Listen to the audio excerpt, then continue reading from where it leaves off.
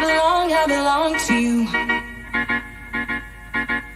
I belong to you. Do just what you want. You're the one I trust. What's it into an area? Keo, Zamora! And I'll always be around when you need some loving, baby. No one else. Yeah. Put you down.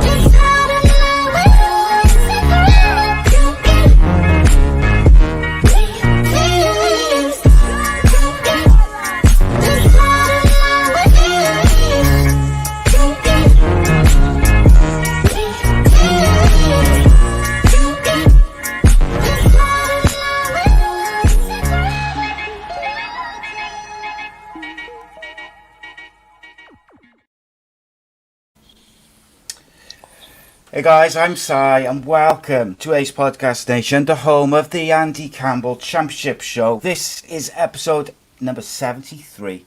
The show is live on YouTube, Facebook and Twitter.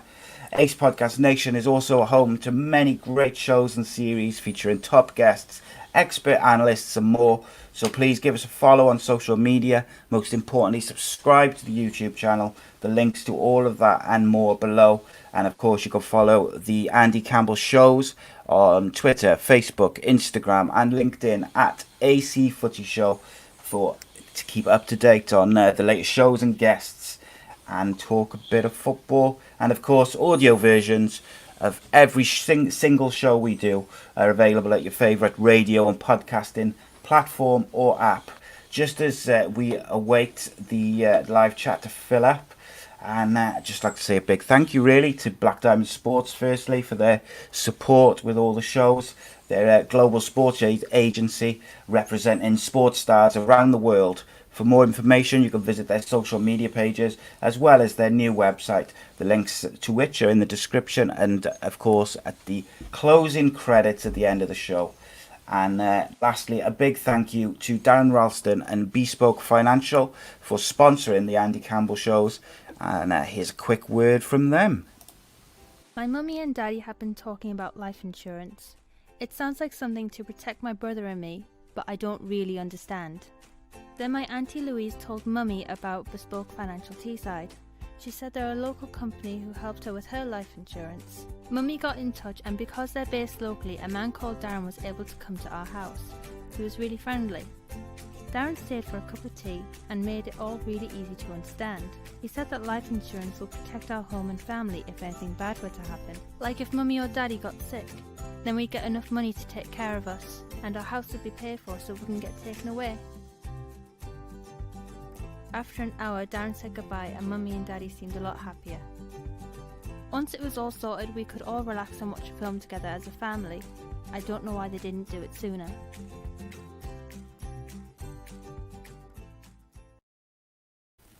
Yes, big thank you to Bespoke Financial. Of course, Bespoke Financial specialise in life insurance, critical illness, income protection, mortgages, and last but not least, sports cover. Have a look at their website, their social media pages. Give them a look.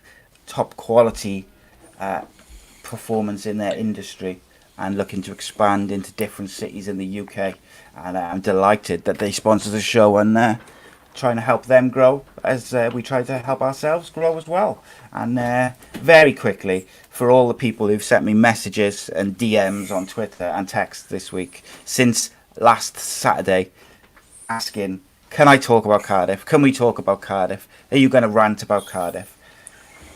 It's coming. And but joining me to talk about that and much, much more in the Championship is none other than David Jones' favourite son, Cardiff City and Middlesbrough legend, the king of the over 40s league, Mr. Andrew Campbell. How are you, sir? I'm better than I was last week. So I'll just start with an apology. Obviously, last week wasn't great from my point of view. It was a disaster towards the end. So yeah, all sorted, all happy. It's been a rubbish week, by the way. Football, Saturday, Friday. Obviously, the show was on Friday. Obviously, I know we're going to go into games individually, but yeah, the weekend personally didn't give us or me a great start. But yeah, football's back, which is the important thing. We're going to have some fans back, which is also going to be an important thing. I know we're going to talk about that as well. So hopefully we're starting on a bit of a normal curve in football terms, but in life terms, everything's staying the same, so to speak, I think. Oh, Leslie Coates is back. The main man is back in the room, as they say. Must have been on holiday. Yeah, well, some people are just on holiday constantly now. But 6 holidays a year. Gareth Bale's coming back from holiday, mate. As they were just discussing in the live chat. I know it's a championship show, so we'll just have a quick chat. I'm surprised.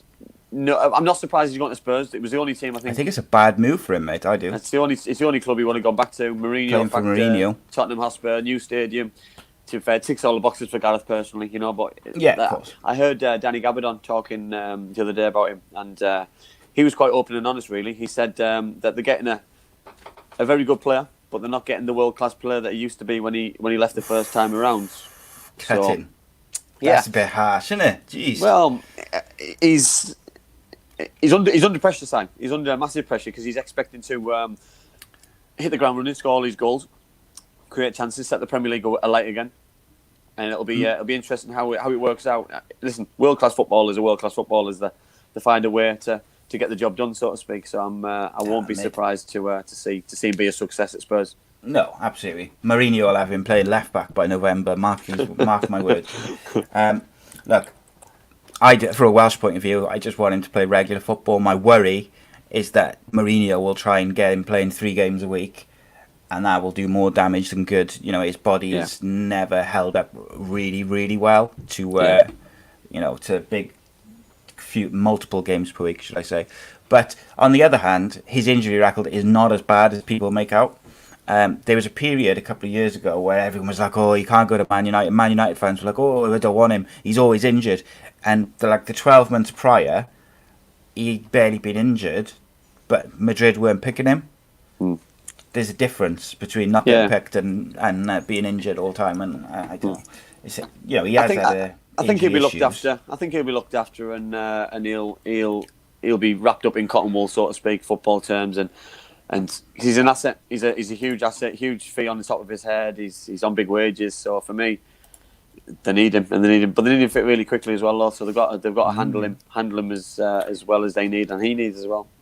If I was Spurs, I would get that wrapped up as quick as possible, because it's looking less and less likely that Jadon Sancho is going to United, and you just never know if United he was there come today. in last minute. He was there today, I don't think he's the sort of person either to change his mind last minute. I think the contract will have been signed and sealed, and whatever happens. You'd think so. It's Jonathan Barnett's a very savvy journalist as well. Yeah. Journalist, agent. So I'd be very surprised if it's not all signed, sealed, and delivered now. But anyway, let's get on to the proper stuff. The good stuff, as it were. The Championship is back. Week 1. Overall thoughts, mate. Was it a rocking return to the Championship, or was it a bit more Gorgie Psychotic Monkey? I thought it was quite exciting. I thought there was a lot more goals. I think there was a lot of excitement in certain games. I don't think the lack of, obviously, the zero supporters is helping certain teams, because big new signings for certain sides obviously didn't get that opportunity to play in front of their new teams, and it's a difficult one, really. But you know what I mean. I think listen, I know we have a laughing a joke on here about league tables not lying and stuff, and league tables don't lie, because the best team win on the game, and whatever happened at the weekend, you know what I mean, there's some really interesting results and really good results, and for example, when you see Sheffield Wednesday bottom of the league with 9 points, but they won a game on Saturday, it's not a real reflection of what's going on sometimes. So it's a strange one, but yeah, really happy it's back, and looking forward to some more fun and games this weekend. Gorgie Zygotic Monkey, Gaz. They're a Welsh band from the 90s. Shocking. Fancy a Londoner doesn't know that. Oh, Leslie Coates going to the Riverside tomorrow. Is he one of the lucky 1,000? Depends. We'll start there then. Start with the fire. Any other business, they're doing, basic thing of it is they're doing EFL. You can have 1,000 fans. If you have to apply for it, each club's got to apply individually. And then if they get accepted by the local council and the league, they can then put 1,000 fans in the stadium. There were several clubs straight away who would refuse permission via their local authorities. For Peterborough, for instance, because of the high COVID rate, which is good. I thought that they keep it's not just a free for all, and they're not just saying, "Yep, everyone can do it as long as you apply."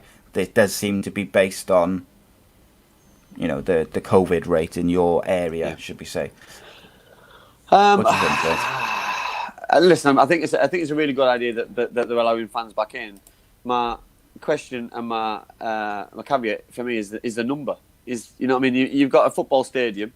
For me, you've got to do a percentage, and the percentage is going to be different for every single football club because Middlesbrough's football ground sellout is, I think, you 40,000 fans. So you've got 39,000 empty seats. What's the point? You know what I mean? Yeah. You could have 10%, so you could have 4,000 fans there, and it would be evened out over a course of time, a course of space. Everyone would be social distance because it would be over 4 stands, and it would be safe, and it would be really safe, and it would be really good to have fans, to see fans when the TV cameras are there, fans behind the goal if there's a goal scored. You know what I mean? So it would be nice for everything instead of having fans in one side of the stadium, which I guess is happening.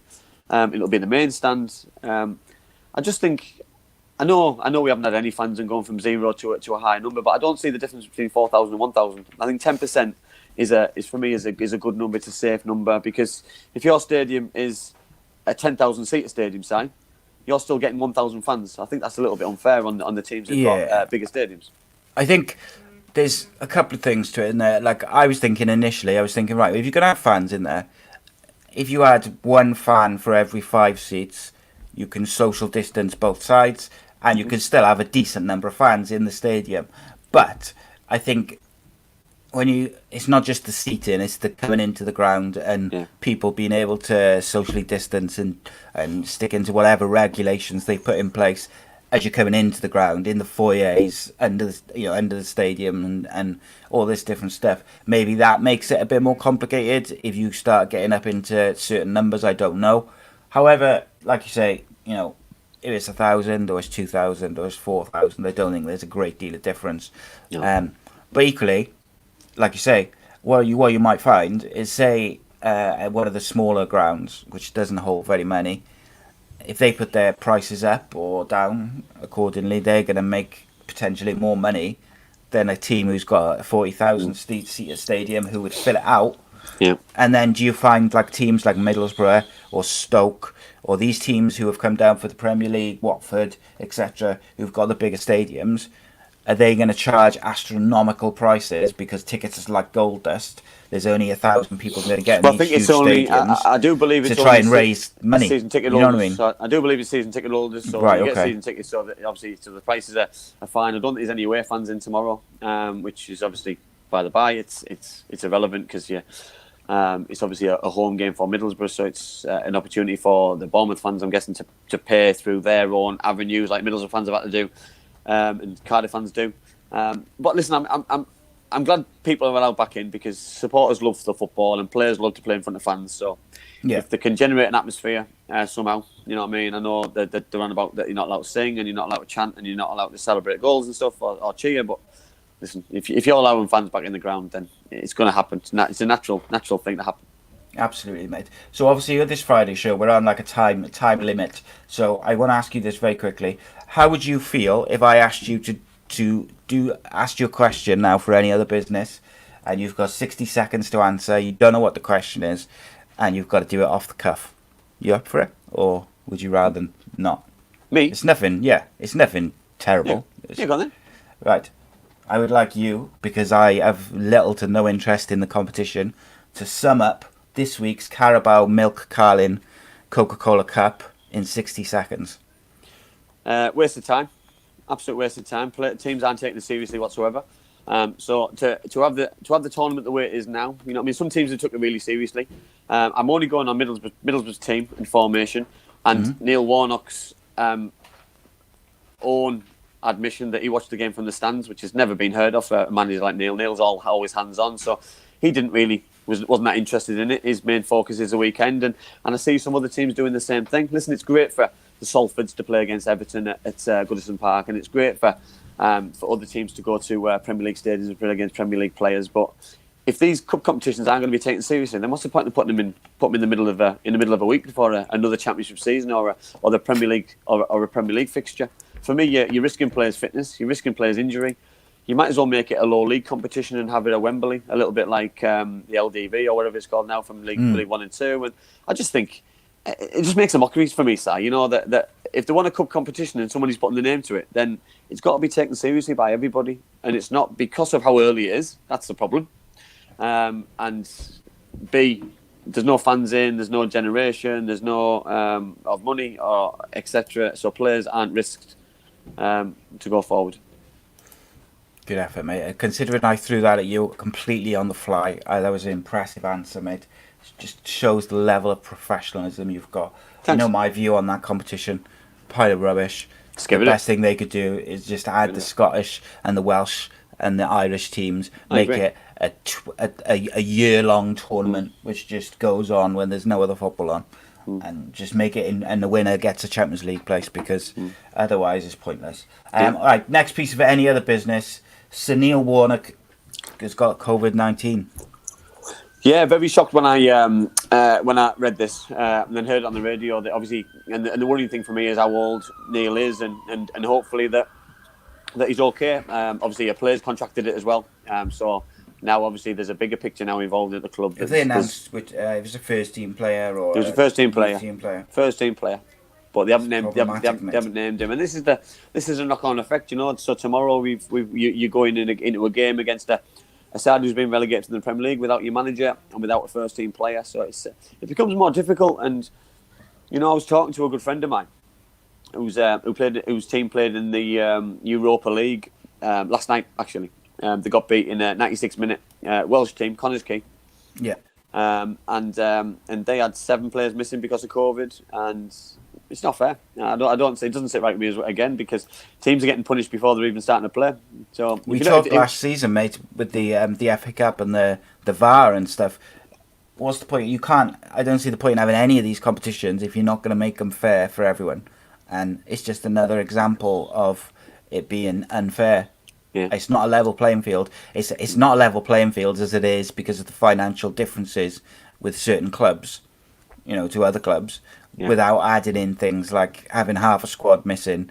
And I think the authorities generally have shown that they've set a precedent now with the international team the other week, where they had half their squad missing and they forced them to play. It looks like when teams do have an outbreak and they have a large number of players missing, the authorities are going to make them play anyway, whether it's you've got to play a youth team or whatever. Yeah. And again, that creates huge issues for me. So we're not on about teams here who are carrying 25-man squads. You know what I mean? They're carrying small squads of 16 to 18, and some of them have got young kids in them as well, by the way. So it's a great experience to play in these kind of competitions, but it's got to be fair. You know, that there's some world-class teams in that competition, by the way. So you've got your Spurs, your AC Milans, your Rangers. You know, we just to name 3 off the top of my head who I seen yesterday. So you know what I mean, for little sides who really need the money and really need the opportunity to progress. They haven't got any fans in, so there's a revenue stream gone straight away. It's such a shame, and you know what I mean. The disappointment in his face talking about it was, it was upsetting. Really, it wasn't really fair. Yeah, it's frustrating, mate. I really find it frustrating. I feel that all tournaments should have a level playing field, and it is, you know, COVID-19 is causing problems. Let's be honest. We said this all along, though. We said at the start, before they even restarted, that it was going to cause a massive amount of issues overall.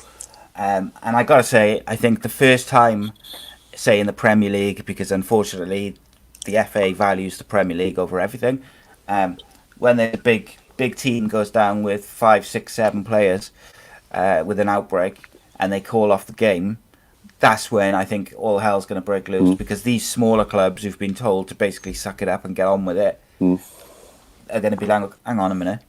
You know, well, that's the thing, side for me, that what's the magic number? Have clubs been given a magic number? Is it 3, 4, 5, 6, 7? How many players have to contract COVID-19 to call a game off? And I don't want games to be called off because I don't want people's health to be risked. You know what I mean? We spoke about this months and months ago at the start of lockdown. We haven't looked at it really previously about a second spike. And you know what I mean? If this second spike is anything like the first time around, we're in for an absolute nightmare for sporting fixtures. 100%, mate. But like the other thing is, for me, like very quickly, like for me, if like 1 or 2 first team players or members of staff who are in training daily come down with it and they get a positive test, but I know they isolate once they have to go and have the test. But if they get a positive test, I don't see how the whole squad is not straight away put into isolation, because they're all training together. So it's. I don't get. Sorry, I'm more confused the further months down the line we are now. You know what I mean? I don't get this close contact. You know what I mean? This 15-minute thing. You know what I mean? So if I'm in close contact with someone for 40 minutes, that's okay. It's not okay. You know what I mean? You could be close contact with someone for 30 seconds. It doesn't matter. You know what I mean? It's a deadly dangerous thing with what's happening to everybody in the world. And for me, just hopefully it doesn't affect football, because we want to continue the show and not have to put it on pause like we did last time. Yeah, absolutely, mate. And the last bit of any other business, which this is so far my signing of the Championship transfer window. James Garner of Manchester United has gone on loan to Watford. He is an exceptional young player, and if he can live up to his potential, that is a intelligent bit of business by Watford. Yeah. He's the sort of player who could drop down into the Championship and be something really special there. Yeah, I totally agree. I think Watford have recruited really well. I'm surprised they're recruiting, by the way, because they've got the biggest squad in the Championship history. Yeah. However, why financial fair play means nothing, mate. I am guessing that 10, 12, maybe more, 15 players might be exiting them in the foreseeable before the window and going back to the Premier League. Executed then. Well, they might be executed. I don't know. But they can't carry a squad of 40 players through a season, because it's just not a business decision. They can't just release them, mate. And this is the problem some teams are having, isn't it? Far and wide, Championship, Premier League, everywhere, is these teams which got players on big money. They're struggling to offload them to bring players in because no one wants to pay those wages post-COVID. But yeah, he is. I've seen a lot of him actually, as much as you could for someone who has not played a lot of first team football. And I was very disappointed actually that Cardiff weren't linked with him. I thought he'd be exceptional. Yeah. But there's been a couple of players which I think Cardiff should have been linked with and weren't. But we'll get there, mate. We'll get there.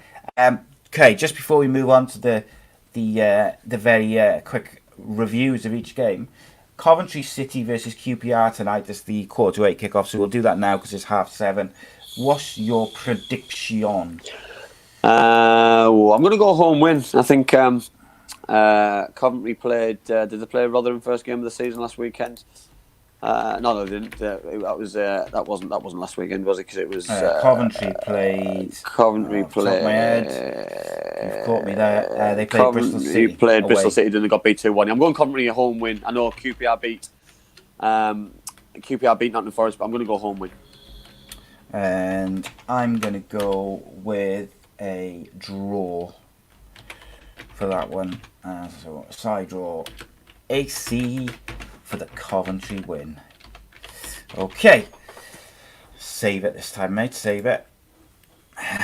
So yeah, what we'd like to do, obviously, we try and keep this show short and fast, but equally we want to give the analysis as it should be.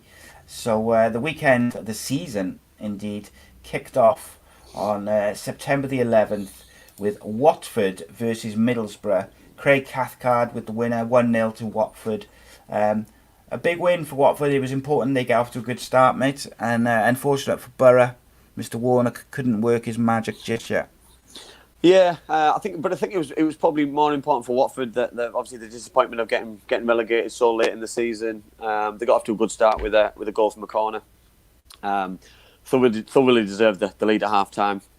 Middlesbrough missed a half chance, I think, in the second half through Hall, which I watched, and I wasn't really that impressed with Middlesbrough. I thought the Huffed and Puffed, I thought they tried really hard. They had a little bit more quality than in the previous season throughout, but I still worry the lack of creativity that they have and going forward. You know what I mean? They didn't look all over the place at the back. I thought they looked pretty strong at times, but I think Watford probably just edged a really, really poor start of the season. Yeah, I got to say, mate, I wasn't overly impressed with Middlesbrough's start. I wasn't massively impressed with Watford. I did only catch the kind of latter part of the game. Not bad, I would say, but not great for either. It was a typical early season game where people are a bit rusty. And in many ways, I thought this year we might not get that kind of rustiness because it's been such a short break. But it was definitely there. Yeah, well, I thought as well. I thought it was a perfect game for Middlesbrough, playing against a side with a hangover from the Premier League. But Middlesbrough looked like the side who just got relegated. They looked like they were hungover a little bit. They looked like they were on edge and they were under pressure. It felt as though that they were in the bottom four again, and they looked as though they were struggling to get out of it. That's what it seemed like to me. It just seems as though that the season just rolled over from the following season. Yeah, I got to say, I didn't think Middlesbrough finished the season particularly great either, though, did they? No. They got a bit lucky in the end. It's going to be a struggle side. Listen, the club's in a transition, and it's been that transition for a couple of seasons. And I'm, you know, what I mean, I don't want to harp on about it and carry on because every single season I'm saying the same thing about this transition. But hopefully one day things can be a little bit more positive. But I look at the league and I look at the sides in it, and they're in a different league, Middlesbrough, to some of the teams who've come down, who've gone up, who are still there. So the money which some teams are spending, Middlesbrough can't compete. Hopefully 1 year they will finally transist, I suppose, is the... Hopefully. But yeah, you know, it's what it is. I think if anyone will get them doing it, it's Neil Warnock. Yeah, I've got hopefully. full faith in Sir Neil. Okay, But they have to do it without him on Saturday and for probably the week after. Yeah, is that why he was in the stand? Because he was feeling a bit rough, do you think? Well, I wouldn't have liked to be sat next to him then. Well, I tell you what, if I'm not saying that is the case. I'm wildly speculating there. Like, obviously, I'm not saying that's the reason why, but because you'd like to think if he was feeling rough, he wouldn't have been there at all in the current climate. Next up was Birmingham City versus Brentford, with Birmingham, after hot on the trail of some big business, beat Brentford 1-0. Yeah, a great goal actually. Yeah, it was a great goal from Bella. Probably result of the day. You know what I mean? I think you've got to be honest with obviously the way that the teams finished the season, the season they had. But then you've got to look at obviously players who've left or leaving or weren't playing for Brentford, which is obviously a difficult side to play a season and start the season. Without obviously your Ollie Watkins. Without your Ben Rama, who didn't start, he wasn't even on the bench. So does that mean he's leaving? Does that mean he's on his way? Does it mean he wasn't fit? You know, at the first game of the season, you need your best players out. But you know, I mean, Aitor Karanka, first game for Birmingham City as manager, he's brought in a lot of players. He's spent the Jude Bellingham money really wisely. And obviously they signed Hogan as well full time. So obviously Neil Etheridge, he was on the bench. Jukovic led the line. Adam Clayton signed for Middlesbrough. George Fenn signed for Middlesbrough. Sanchez, who impressed me by the way, Spanish winger. So Birmingham could be a shock side this season. Yeah, I think so. I think their business has been as good as anyone's. And one of the things which I think that they've done alongside that business is they've brought in an experienced manager who is proven he knows the league level. Yeah. Absolutely, mate. Next up is Wycombe versus Rotherham. Newly promoted Wycombe versus newly promoted Rotherham. We both went for Wycombe Wanderers in our predictions, which we'll go through in a minute. But Rotherham picked up the win. The longer this game went, I just thought both teams would have been happy with the draw. I thought I thought probably if anyone was going to score, it was going to be Wycombe. I thought they did okay in small patches, but there was nothing in the game. And you know yourself, Si, you switch off in injury time. And when that goal goes in, there's too much riding on for Rotherham to lose after that. So 91st minute winner. So disappointing start for Wycombe. They've got to get themselves going straight away for the next fixture at the weekend against Blackburn Rovers, which is going to be another hard game. But they've just got to get back on and enjoy the journey. It was a tough one to take against a newly promoted side, but you just got to get on and see how your journey can go. Yeah, a couple of players which impressed me just very quickly. I thought Joe Jacobson had a very good game. Yeah. Horgan for Wycombe also I thought was pretty impressive. Smith off the bench for Rotherham I thought did very well. I thought actually he improved them vastly. I thought Allsop in goal had a good game as well. You know, they Yes. just signed Stockdale, so I thought Stockdale would have Under played, pressure. to be honest. Yeah, I thought Stockdale would have played. So the goalkeeper's made a couple of decent saves, and he's probably put his name on the team sheet for the Blackburn Rovers game at the weekend now. Yeah, it'd be interesting to see if he holds his place after that because Yeah. like they've brought Stockdale into play. Yeah. But I was looking at there's some fantastic goalkeepers in the Championship this year. Yeah, Really really good. top quality keepers, better than there's been in a while. But what do you think of Wycombe though, mate? Do you think there was enough positives there to take something out of it? I think so. They've just got to enjoy this journey, enjoy this ride, because where they are now, no one will have ever thought that they'd be in it. With some of the clubs in League One, and they're batting above the weight, punching Yes. above the weight. Sorry, and I hope they can continue have a good reign of form and see where they can go. They've got a good manager and they've got some good players who some stalwarts in football. By the way, have been there years. So if they can get the team spirit going, if they can get some kind of atmosphere back at Adams Park, because that ground when it's full, it's quite an intimidating place to go and play football. So you know what I mean. They probably need fans in that ground more than anybody. Yeah, 100%, mate. James Collins, mate. Yeah, well, we spoke Again, a bit. We spoke we about did James speak about him. last season, and we spoke about him by the way on the show. So for him to score, I wasn't surprised. I mean, we did say the prediction was the James Collins factor, and for me, the biggest surprise is he's still there. The biggest shock will be if he's still there in 3 weeks' time, because he could walk into any other Championship side. But Luton Town are doing very well to keep hold of him, and it's the way he leads the line side. He takes the pressure for the people. He's horrible to play against. He puts himself around, and you know what? I'd fear for Luton if they ever did lose him. So it'd have to be some kind of big offer for him to leave that football club. But yeah, match winner, scored the winning goal again. Luton, for me, were the better side. Barnsley have lost a lot of attacking players. They've lost a lot of threats, and that was the problem, mate. Yeah, from what I saw at the weekend, I'm going to have fear for them. I'll be honest, early doors. Like we said this last year though, mate. Barnsley, and they shocked us.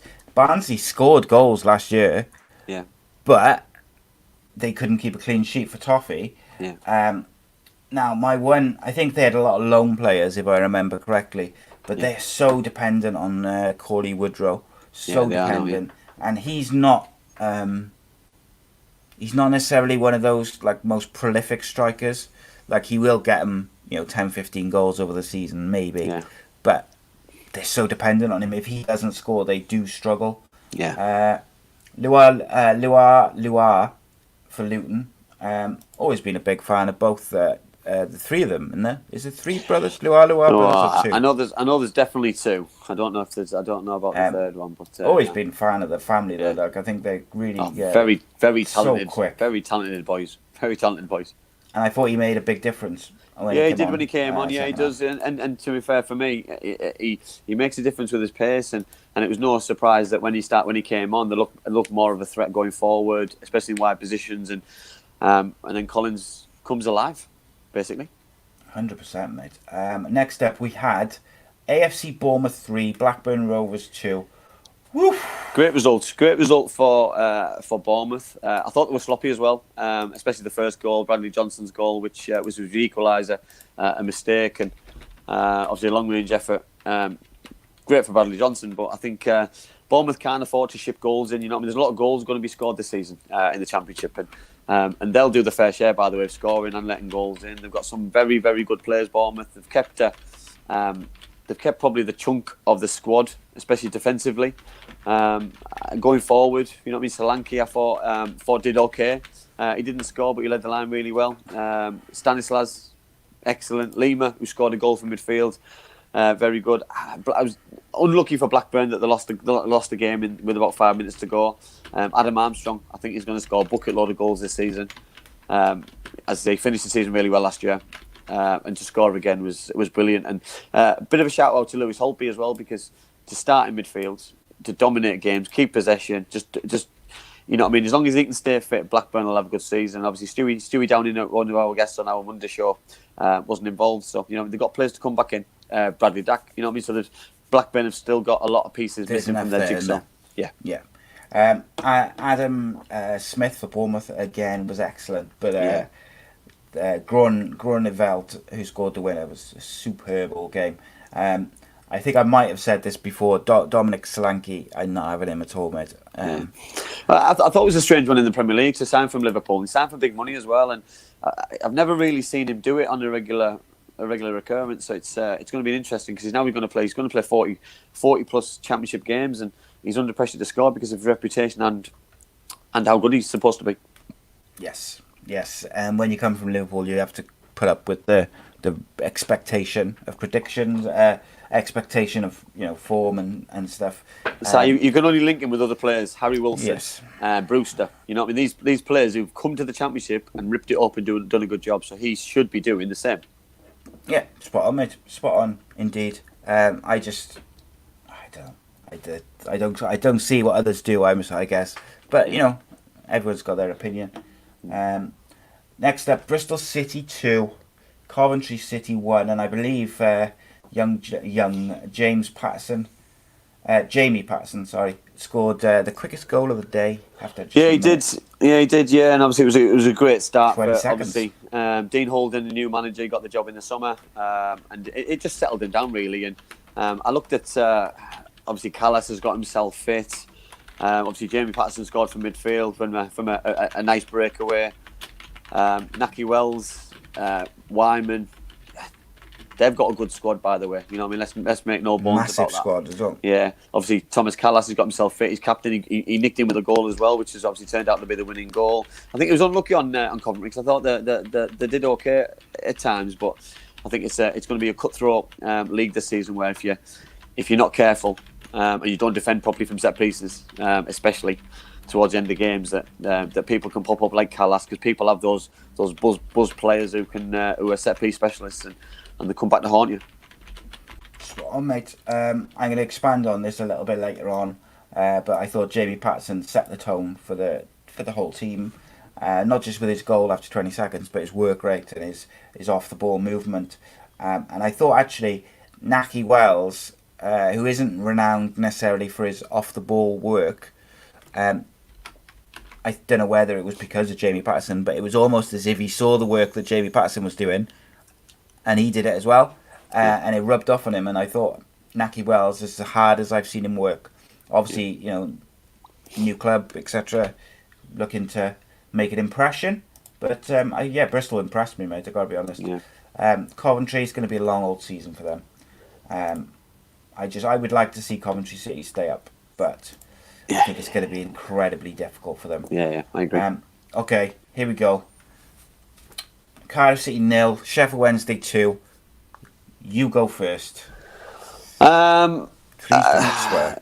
Just absolutely awful. Absolutely just diabolical. Got off to a really, really bad start, obviously, with a mistake, which overplaying. Josh Windass obviously went through and scored the first goal, and then you can't leave people free in the box like Jordan Rhodes, like they give him. Yeah, I looked at the team formation. I looked at team selection, and for me, I think he got it all wrong. You know what I mean? I'm not in this game to slag off experienced managers who I believe, and he did a great job last year, by the way. And I ate all my words I said badly. You know what I mean? You know what I mean? So I think I've got every right to give an honest opinion. And what I saw on Saturday was atrocious. A really, really bad start. Lacked ideas. I felt sorry for the younger players who came into the side because they're being thrown in. You know what I mean? I mean, for me, they're thrown in the deep end, first game of the season. They haven't been there long. They haven't trained. They haven't played any pre-season games, any pre-season friendlies. And it's going to be a real learning curve for those kind of boys. And it'll be interesting if they're given another opportunity, because for me, the only way to learn is by playing. So hopefully Neil does stick by those young players and give them more of an opportunity. I said in the preview show that I would have really liked to see the two centre forwards play up front together. And Yes, I'll back that up again because they just lacked ideas. They lacked that. For me, it's, you know what I mean, they did get that opportunity with an hour gone, but it's too late. You're 2-0 down. You can't be chasing against a good side like Sheffield Wednesday and expect to be given an opportunity to get back in the game. Spot on, mate. Look, Cardiff City have got this, and Warnock had it to a lesser extent, but they seem to have it in their head that Sean Morrison and some of the other players are some sort of ball-playing central defenders who can play the ball up from the back and like they're Barcelona or something. They are not. That's not to say that they are not good footballers. That's not to say that they are not very good championship players on their day. They can be and they are. But they're just making mistakes in the wrong areas because they're not doing the basics well. Jordan Rhodes is one of the most prolific championship scorers of all time, yet he's free to just do what he wants in the Cardiff City box. Wasn't the only time, by the way, of the afternoon where he had space. And like you said, me and you both ate our words about Neil Harris. I'm still, by the way, not completely turned around on him. I'm not 100% sure he's the right man for Cardiff, but I back him 100%. However, he is stubbornly making the same errors, in my opinion, with team selection and shape week in, week out. And that's a problem for me because he's not seeing the mistakes he's making and then amending it or making the change the following week. That's an issue for me. Bakuna has been absolute... He's in a bad run of form and has been for 6 months at least. Sorry, but I'm just gonna jump on one of your points, what you said about formation wise, and I don't just blame Neil Harris. You know what I mean? I look at other managers and other teams who are struggling, and everyone. And we said this on the other shows that people jump on this 4-2-3-1 or 4-5-1 and have this lone striker. Listen. Yeah. I'm not having to go Kiefer Moore, by the way. Only works if you've got the players, mate. Kiefer Moore is a very good footballer. If you had Thierry Henry up front, who's got a bit of presence, he's got pace, he's got a good touch, that's the ideal centre forward who's got a bit of everything, so he can mix his game up. Cardiff don't have that luxury. Every team in the Championship doesn't have that luxury, unfortunately. So you're playing to your strengths of what you got. And for me, you've got Kiefer Moore, you've got Gratzel, or you've got Lee Tomlin. You know what I mean? So you can play Lee Tomlin up front as a two, so you get somebody in and around him. For me, the distances between the centre forwards and your centre and your midfielders is far too big to make a difference. Your wide men are too far out wide, and for me, the whole thing just doesn't work together. And you know what I mean? Cardiff had an opportunity to have a good start. You know what I mean? You look at last year. Last year wasn't a good start to the season, by the way. You know what I mean? And it accumulated in Neil Warnock losing his job. We can't afford to have a slow start again and then be playing catch up and hope to get in the playoffs last game of the season, because that's basically how it happened. And Cardiff City have got too good of players in the squad and a too good a football club to be scrapping around fighting for a playoff place on the last game of the season. Spot on, mate. Kelly makes a good point there. She said if you're buying a tall centre forward, you need to have people who can actually cross the ball to get it to his head. But my point is, going just on what you said there about the formation, this where you play 4-2-3-1. I don't have a problem with the formation if you're going to play the player, or if you sign the players or have the players to play that formation. For me, as a coach or a manager, you don't make your formation and then make the players play in the formation. You look at the players you've got available and then you form the best formation and tactics using the players you have. Now, if you're going to play that formation of 4-2-3-1, that's fine. And you want to play Kiefer Moore as the one, that's also fine. But you have to have a decent number 10, which is at the moment is Lee Tomlin, again on the bench. I understand he might not be fully fit. And then you've got to have two wingers who can beat a man and cross the ball or cut inside and shoot. And if they're going to cut inside all the time, you've got to have two fullbacks bombing forward to give you width. Because otherwise, the formation is null and void before you start. Murphy, mate, finished the season best winger, and he's on the bench again. I look at players like Gratzel or players like Kiefer Moore, I would have loved to play with them because I can work on their flick-ons. If he flicks the ball and who's going to get it? Nobody. There's your first point. The on about Lee Tomlin not being fully fit. So if Lee Tomlin's not fully fit, for me, he shouldn't be on the bench. You know what I mean? Yeah. Because if he's not 100% fit, then the club's risking his fitness and his health for the next 3 or 4, 6 weeks by putting him on. Because he came on with an hour, half an hour to go. You know what I mean? That's probably too long in terms of if he's struggling. So for me, it was disappointing. Disappointing all day around. You know, for me, that I think is that it'd be interesting to see tomorrow. Team selection. Will he change it? Will he stick to the same? Will he give Josh Murphy that place back? Will Glatzel play? Will Tomlin play? Will Sol Bamba be brought back in? It'll be interesting all the way around. Will be going to keep his place. If Lee Tomlin is not fit, and Kelly's just said it in the chat, but I was just about to say it. Junior Hoylett, right, had a fantastic career, but he's coming to the end of his career. That's just a fact. As age catches up, as you know, age catches up with all athletes. Junior Hoylett cannot be our winger if we've got a target man up front and no creativity in the middle, because he can't beat a man because he hasn't got the pace anymore, which means he's dependent on, he slows the play down, he stops it and then just knocks it inside because the fullbacks are not overlapping him. You know, hopefully Tutu or Bennett will, you know, they'll do that as the season progresses. So I would have, if Tomlin's not fit, you move Hoylett into number 10, or you have Callum Patterson, who has never let the side down. Yes, sometimes he lacks quality in his finishing or whatnot, but at least you know he's going to give 120% every single week, and he will lead from the front, and he will press. We don't press, we don't hang back, we just kind of there doing nothing. They haven't, I said this, mate, in the preview show, I said it in the football show on a Monday, I've said it at the end of last season, we haven't signed the players that we needed. So I do not see us going anywhere at the moment. The window's open till October. We need to sign the players and address the issues in the squad. Yeah. If they don't address those issues, Cardiff City will not make the playoffs, and I'd be very surprised if they make the top 10 with the current layout as it is. Interesting. But sorry, if they don't make the playoffs for me, then the manager's underachieved, and yes, it won't be looking good for the football club players. But this is why. Stuff. Sorry, I know we've got to move on, but this is why I said Kiefer Moore was a bad signing. Not because Kiefer Moore is bad. I love seeing Welsh players come to Cardiff, especially when they're good. Kiefer Moore's a good footballer, and I think he can be good for Cardiff. But we had Glatzel. I don't think there's much in it between the two of them. Maybe Kiefer Moore's a little bit better at certain things, but I think Glatzel's a better finisher. This is my point side, that, you know what I mean? They didn't need another target man. If you're replacing like for like, if you're only going to play that formation, you're going to be stubborn and you're going to stick to it, then you're going to have to get rid of a player. Yeah, Glatzel's going to have to go. And how much is his valuation? Are they looking for a certain amount of money? Is he going to leave? Is he on too much money? Is he going to get the same kind of deal somewhere else? And if you're going to just replace them each game or rotate who starts, and you're only going to play those two year strikers, you've got to get some wingers who can put the ball in the box, and a number 10 who can play 20, 30 games a season. Because Lee Tomlin can't. So you either got to get someone from the academy who can step in, or you've got to sign a player, whether it's on loan.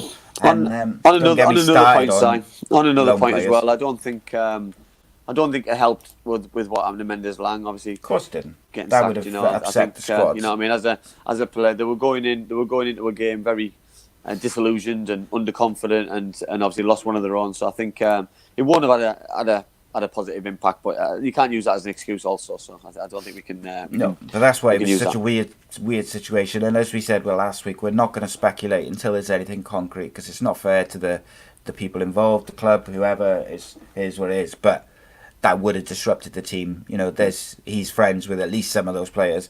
The team as a whole has got a team spirit and whatnot built around it. And to have a player sacked days before the season starts with no explanation, and I think that is part of the problem, is that Cardiff refused to say anything further on it. They haven't said a reason for it, so no one knows what's going on. Nothing's leaked in the press afterwards, which makes me think the players don't know either, because someone would have talked to the journalists to say, you know, he was sacked because of this. So, yeah.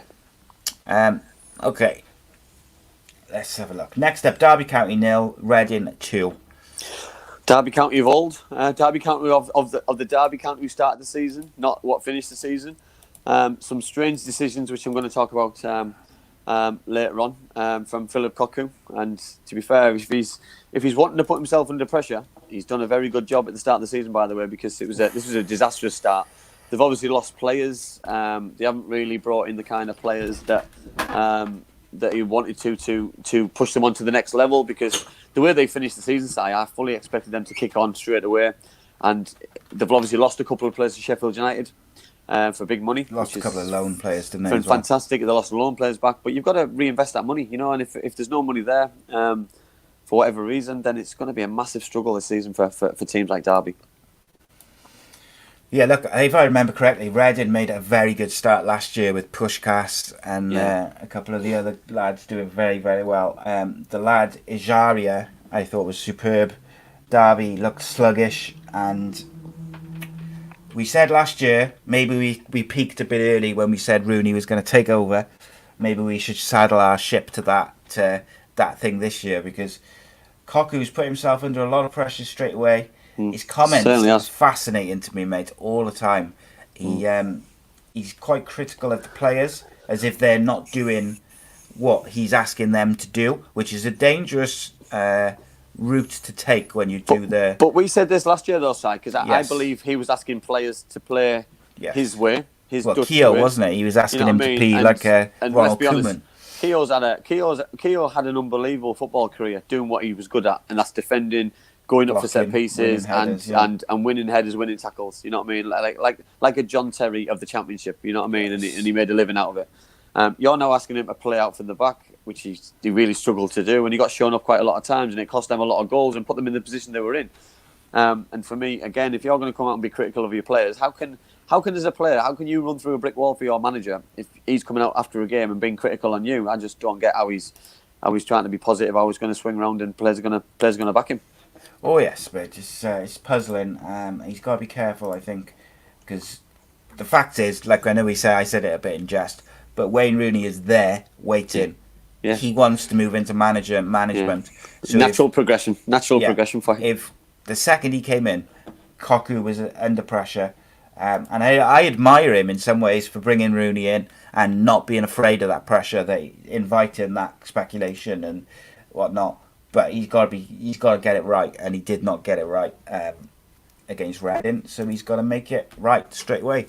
Next up, we had Huddersfield Town versus the relegated Norwich City. Obviously Huddersfield brought in a new manager. They brought in a couple of new players. Obviously, it didn't work out. It could have been a harder start for them. You know, I look at the recruitment that Norwich have made with some certain players, and obviously they got Ben Gibson. They brought Jordan Hugill in, who both didn't play. They were both on the bench. They both didn't get on. So they've recruited really well. And the longer the game went on, I still felt there was a goal in the game. And obviously Jordan Hugill stayed on the bench. The manager brought in on young Ida, who scored a hat-trick in his debut last year. I remember at Preston North End, he scored a couple of individual goals towards the end of the season in the Premier League.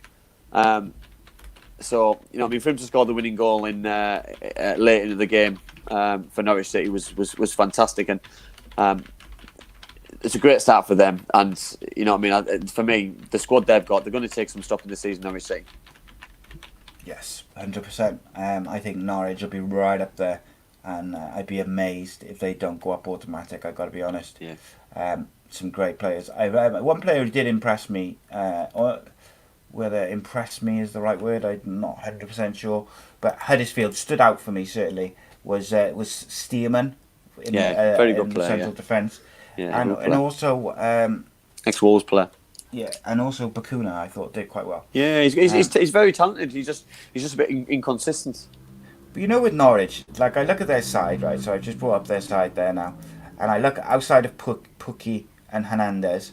There's no one in there where I think, wow, they really stand there. That's a Premier League player playing in the Championship. But that makes them dangerous for me, though. Yeah, the one player I really like is Quintia. I think he could be my new Glick, because I got a big fan of him. Yeah. Big fan. Next up, mate, we have Millwall 0, Stoke City 0. Don't think it'll take us too long to cover this one. No, surprised it was 0-0, to be fair. I thought Stoke were excellent. I thought they dominated the game, just didn't get the goal. John Obi Mikel makes football look easy, which is obviously upsetting. No surprise, is it? Though? Yeah, Sam Clucas, obviously Sam Vokes, I thought struggled at times. He was replaced by Stephen Fletcher. Jacob Brown came on as well. You know what I mean? They've got so much firepower, so many options. Obviously, they beat Wolves in the week as well. So, you know what I mean? They're going to have a good season. You know what I mean? If they can get off to a good start, they'll take some stopping from the playoffs. And some of the big players who used to playing in big games, the James Chesters, the John Obi Mikel's, the Nick Powells, the Sam Vokes, the Tom Inces, you know what I mean? The Sam Clucas, they will have a strong season if they continue in this vein. Stoke City have an unbelievable squad of better than they did last year. So talented, some incredible footballers. So why, when you look at the stats, were they playing so much direct football in this game? I don't understand it. Because of personnel, because they've got Sam. Well, just because they've got Vokes up front. But Vokes is a good footballer. He can run in behind. Yeah, and they also had Campbell up front with him as well. Yeah, well, I think that's when you win flick-ons and you've got some pace next to it. It is lazy, but then I see they play a lot more football when they've got Tom Ince in the side because Tom Ince didn't even get on. He makes them tick. He That's plays at number 10, he plays out wide. I totally agree. And Jacob, when Brown came on, I thought he caused problems again. Yes, the change of style of play. Yeah, so, but I think they'll take some stopping in big games. Yeah. Very quickly, mate, because we can fly through these now. I just wanted to read this comment because it's a superb comment. Geraint Cole there says, approximately 180 million over the past 2 seasons, excluding gate receipts and sponsorships, have been brought in by Cardiff City this year. So why are they penny pinching? Well, I can answer it partially because Mehmet Dalman told myself and Andy directly on the show, on the Monday show, that they were in lockdown. Cardiff were losing £3 million a month. However, he's spot on. That 180 million of parachute payments and blah, blah, blah, that doesn't include sponsorships and gate receipts. No, it doesn't, but you've got wages on top of it. You've got other expenses on top of it. You've also of money, mate. It is, but you've also got a transfer fee from Salah to which is going to have to be paid sooner rather than later. You'd like to think they've put that aside, wouldn't you? Well, it'll have to come from that money because it's that pot of money. And you've also got a potential court case and whatever happens out of that as well. So they've got to be careful by overspending until this is all put to bed. And then potentially they might go and spend some of it. There's careful though, mate, isn't there? And then there's penny pinching, and I think at the moment they're penny pinching. Like, there's players available. They could have signed James Garner. They could have tried to get Nico Williams on loan. They could have tried to get the other Welsh boys on loan as well. There's a Welsh Dylan Levitt at Man United is available on loan. There's deals to be had which would suit what they need. They just don't. They seem to be very sluggish in getting it going. I also don't think that's the club's decision. You know what I mean? The manager will tell the club who he wants, and yes. You know what I mean. If you've got 2 centre forwards, by the way, who both cost a lot of money and they're both on good money, how can you go back into a chairman and say I want another centre forward when you've got 2 already on in the squad, which doesn't work? This is why I said, didn't it? Kiefer Moore made no sense whatsoever to sign. Next up was Preston North End versus Swansea City. Swansea Swansea City. Swansea City's finished the season the way Got your white top started on, the season. Swansea's finished the way they started. Started the way they finished the season. Obviously, Gibbs White, who he's on loan from Wolves. You know, he looks like a really good player. You know, I've heard good things about him from Wolves, and he's obviously gone there to develop short term, probably for the season, and scored a very good goal. You know what I mean? Preston last year they had a really good start to the season. I was very surprised with their team selection. You know that they had Maguire, who scored loads of goals. They had Paul Gallagher on the bench, Stockley as well. You know, listen, they've got a good squad for the Championship, but if it's not rotated correctly and have the best team out against the best players, then it's going to be a difficult season because on any given day anybody can beat anybody. But when you've got a team coming in form like Swansea City, yes, they got beaten in the playoff semi-final, but they weren't expecting to win for me, and they went into the season now very confident. They brought in some very good players. Yes, they've lost Brewster, but they've got Gibbs White to take over, and he looks like a make-for-make replacement. He looks like he's going to be this year's Rhian Brewster. It does, and keeping Ayew as well was a big one because you know what I mean. They could have lost him, so it's like a brand new sign in itself. Yeah, and I think with Gibbs White, what he does is Ryan Brewster was one of the best players in the Championship last year, and I think it replaces him like for like. And then lastly, we had QPR beating Nottingham Forest in. Would you say the shock of the weekend? Yeah, 2-0. probably the result of the weekend. Because For me, QPR lost two massive players who scored all their goals last year. yeah, and I'm going to harp on again about formation, because you bring in a player of Lyle Taylor's quality and you leave him on the bench and don't play him up front with Lewis Grabbing. For me, you're going to struggle. How can you score goals and play well if you sat on the bench? You know what I mean? I know he's brand new and things, but you're coming on the games chasing games. Lolly, I thought, struggled. He came off. Obviously, for me, the miss Matty Cash, who obviously signed for Aston Villa. Individual players can make a massive difference, and I do believe Forest will be up there because they've got some very good players, and once they get the gel together and the manager picks the players in the right holes and the right formation, then they'll start scoring goals, because Lewis Grabbing is, for me, probably the best centre forward in the league on his day, and putting him up with Lyle Taylor can only be a good thing. Sammy Amiobi for me is one of the best wingers in the league. He was sub, so you know what I mean. There's more to come from Nottingham Forest. Disappointing start, but I think the result as well we can look at that it didn't reflect the game. They were 1-0 down. They were chasing the game, and they let the second goal in by overcompensating going forward, trying to get the equaliser. So for me, they probably would have lost 1-0, but the second goal flattered QPR. Yeah, I agree. Forest have got a bit of a hangover, I think, from missing out on that last day. You'd like to think that they're mentally shot is probably the best way to put it. However, I do believe that when push comes to shove, they'll get it together as the season goes. Yeah. Okay, who's you got for your 2 up, 2 down for the first week of the Championship season 2020-21? My first up, I've gone for Aitor Karanka from Birmingham City. I thought his tactics against, for me, the best team in the league, potentially, was absolutely brilliant. The way he set his side up was great. But Brentford, obviously, disappointed, lost probably a little bit of confidence, but to keep a clean sheet, what Aitor Karanka does really well in this Championship is he keeps a lot of clean sheets. As I said, when he was managing at Middlesbrough, they got promoted. Jimmy Constantopoulos kept a record number of clean sheets in the league, which got them promoted. So for me, is he going to do it again and use his power? But he's got off to a great start. Yeah, he couldn't have asked for a better start. And my first up is, I'm going to butcher his name, so I'm going to just read it. Arnaut Danjuma of Bournemouth scored a late winner, was excellent all game, led from the front, superb. Great start to the season for him. Who you got for your second one, mate? My second one was when I was watching the Middlesbrough game. I'll say I got to the Middlesbrough game a little bit late, obviously after last week's show.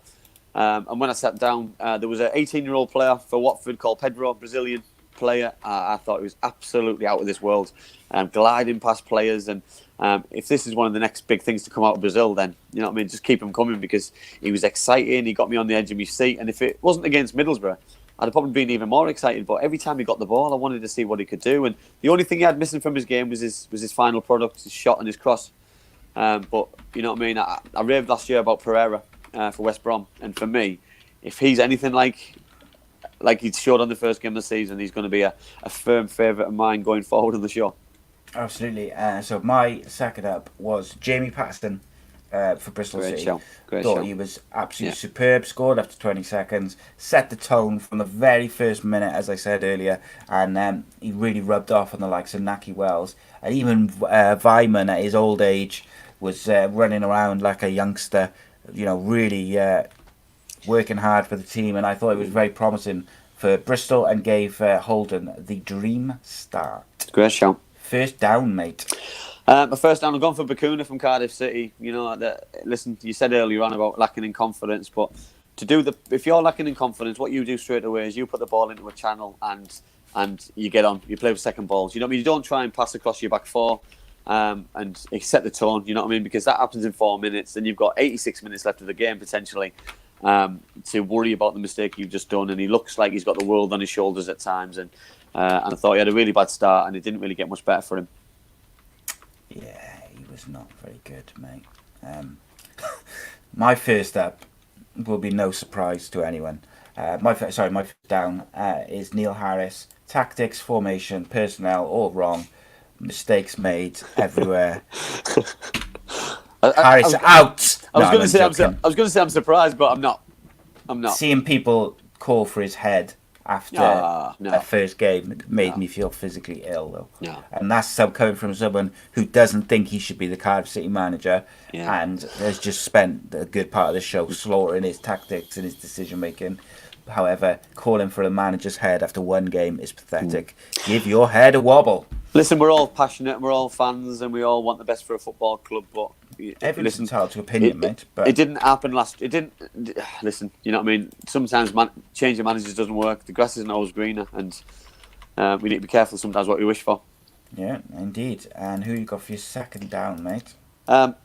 Talking about managers, I've gone for Philip Cocu at Derby. I thought his tactics were outrageous. Stole mine.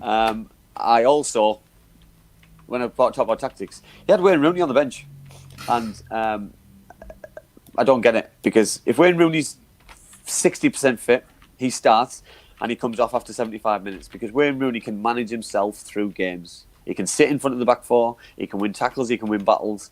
So that must have been, for me, it must have been a tactical decision not to play him from somebody's part. But the buck stopped with the manager, unfortunately or fortunately. And for me, I thought it was a really poor call. And you're 2-0 down, you start to bring players on like himself, and it's too late. You've already lost the battle, you've already lost the game, and for me, the manager's got to take responsibility for that. And if he's not careful, Si, he's going to end up losing his job. And he should have probably lost it last year, but he got very lucky. Probably because of Rooney. Rooney saved him from January. Unless Wayne's not playing on purpose and he's going to take over, it's written in the stars for me, I think. You gotta, if you want to win the war, mate, you gotta win the battle first, and that involves getting your personnel right first and foremost. Then it's tactics, and then it's down to the players on the pitch. But if you don't get the first two right, it's difficult for the players. So my first down is for Stoke City. My second down, Stoke City, because they have a superb squad. They have a Premier League squad in no uncertain terms, and they also have a lot of very good established Championship players. Yeah. They have some incredible attacking talent, but they're playing pretty much long ball football. I am not having that. That is piss poor. It's embarrassing, mate, when you can afford to have Tom Ince on the bench and not bring him on, and you're playing pretty much long ball football. Get off my TV. It's rubbish. It's interesting though, because you know what I mean. The potential is so exciting to watch, and it must be so frustrating. We're on about teams that we support and we love, but Stoke City fans must be pulling their hair out. They had a terrible season last season. They're now they've now got a manager who they trust in, Michael O'Neill. He's brought in some very good footballers. But they need to get results. Results are the most important thing, and we all know ourselves that the results are defiant of a season. And if they don't turn around their results quickly, you know what I mean, bad results can keep following like they did last season with a similar squad they've got now. Spot on, mate. Okay, just to finish off, we'll give our predictions for this weekend very, very quickly, because we're already into Fergie time. So week 2 of the Championship, we did Coventry QPR earlier. So tomorrow, first and foremost, Nottingham Forest versus Cardiff City. Oh, Jesus. It's a game of two teams lacking any kind of form. Nottingham Forest, unfortunately. Oof, I'm going to go with Cardiff, because I think if you want to play anyone at the moment, it's probably Forest. So I'm going to stick with Cardiff for this week. I'd like to think that Harris won't make the same mistakes again. Brentford versus Huddersfield. Right, sorry. Got me professional head on again. Blackburn Rovers win. Too. Blackburn Rovers win. Blackburn Rovers from Brentford versus Huddersfield. Oh, have you not said Brentford against Blackburn against Wycombe? I didn't know. I said Brentford versus Huddersfield. Brentford. I've got my fixtures in front of me, you see. Okay, it's because I got them in a weird order. So you said Brentford. I'm gonna go with Huddersfield, mate, just for feeling dangerous. You've got Brentford. Then what was it? Blackburn, Wycombe. Yeah, I'll go home win. Blackburn Rovers. I think I believe they've just got goals in them for fun at the minute. And I'm gonna go with Blackburn as well. Next up, Swansea Birmingham. Ooh, I'm gonna go draw. I'm going to go with the mighty Birmingham City. And if I was making my predictions, I've been thinking about it all week for who was going to finish in. I'd go with Birmingham City to make the playoffs this year. Got to think they might just sneak in. Yeah. Got a feeling. Next up, Sheffield Wednesday versus Watford. Sheffield Wednesday were electric at the weekend, so I'm going to go home win because they also need to claw back these 9 points as well. They do, and they need a big start, don't they? But I'm still going to go with Watford. I think they'll be just too strong. Luton versus Derby. I'm going with Luton. I'm going to go with Luton. I think they had a really strong start. I think it's the best time to play Derby County. The manager's going to be under severe pressure, by the way, if we are both right. On his way out. Yeah. We called it years ago, mate, like back in January. So. Yeah. See you later. Reading versus Barnsley. Home win for me. Yeah, I think Reading as well, just because Barnsley can't keep a clean sheet, and Reading looked superb in the first week, which obviously that as the season progresses, that's going to change, and teams are going to even out a bit. Norwich, Preston. Home win for me. I'm a big Norwich fan. I think. All day. Yeah, I think they might change their team, mix it up a little bit, and play some fresh faces, and I can't see them not winning that. I'm going to go for a draw there. Preston, they'll make a good start to the season, so I'm going to go with a draw, and you went with Norwich. Middlesbrough versus Bournemouth. Going to be a tough one, this one. I can't. I'm going to go draw. I can't see Middlesbrough winning it. I don't know what Bournemouth will be like on the travels, but yeah, I'm going to go draw. And I'm going to go with Bournemouth. I just think they'll have too much for the mighty Boro, mate. Unfortunately for you. Rotherham versus Millwall. I'm going to go home win because obviously Rotherham's tight little ground back in the Championship. I know there's no fans, but I'm going to put my neck out and say home win, and I'll be Rotherham with 6 points out of 6. Yeah, I'm going to go with Rotherham as well there. I think if I was a team coming up like Rotherham, I'd be looking to pick up as many early points as possible, because you potentially, whilst not mathematically, you can make yourself safe by Christmas by just picking up, not necessarily being out of the bottom 3, but by picking up enough wins and goals and clean sheets early on. It can make a massive difference. Stoke City versus Bristol City for the final game. Big game. Both in form. I'm going to go home win. I think Stoke City will continue their midweek form against Wolves and pick up the first win of the season. Long ball football. Long ball Stoke to pick up the win for AC. Long ball Stoke. I'm going to go with Bristol City. They impressed me. They really have made a good start, and I'm not one to back the Bristol City, but they impressed me, so I'm going to go with them. And is that all the games? I believe it is. That's all I've got on mine. Appreciate everyone tuning in as usual, ladies and gentlemen. Thank you very much for all your very kind comments, and to all the people who agreed with me on my Cardiff City rant. I might clip that because that was quite a good one. I might not clip our little chat about Cardiff, but it is what it is. It's early days. Don't be calling for managers' heads this early on. It's not good luck for you or anyone. It's embarrassing for us all.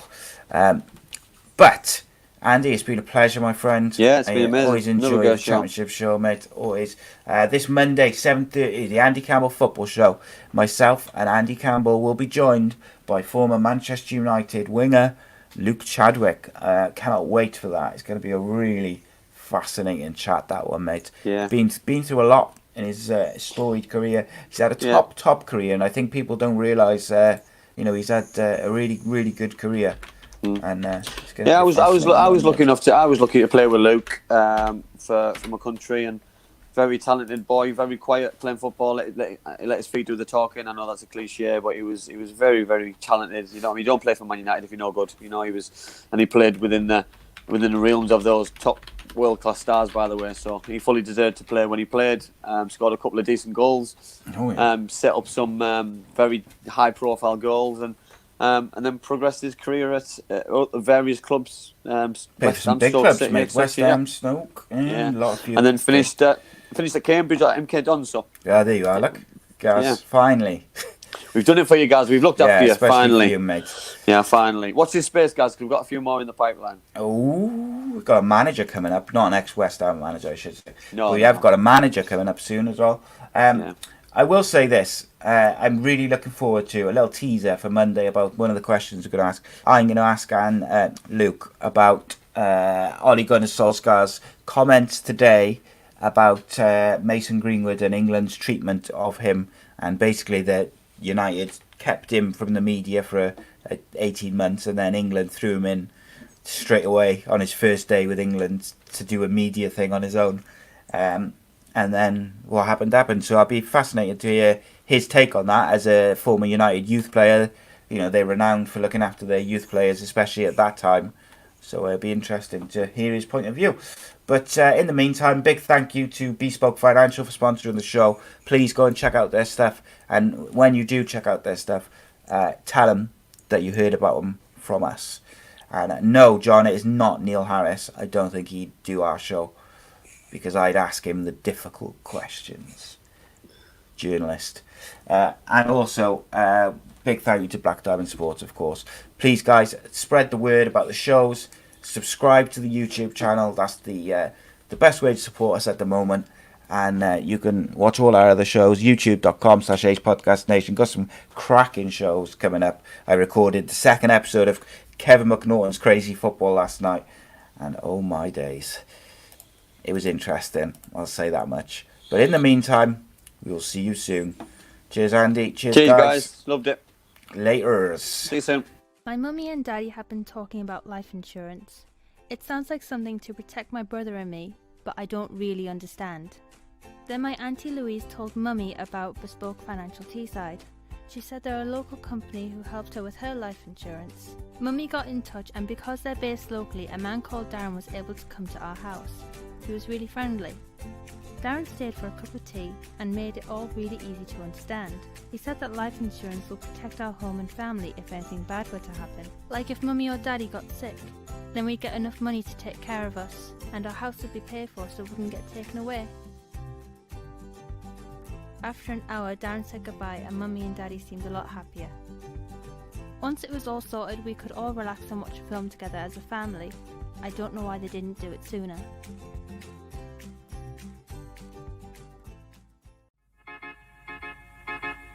I belong to you. I belong to you. Do just what you want.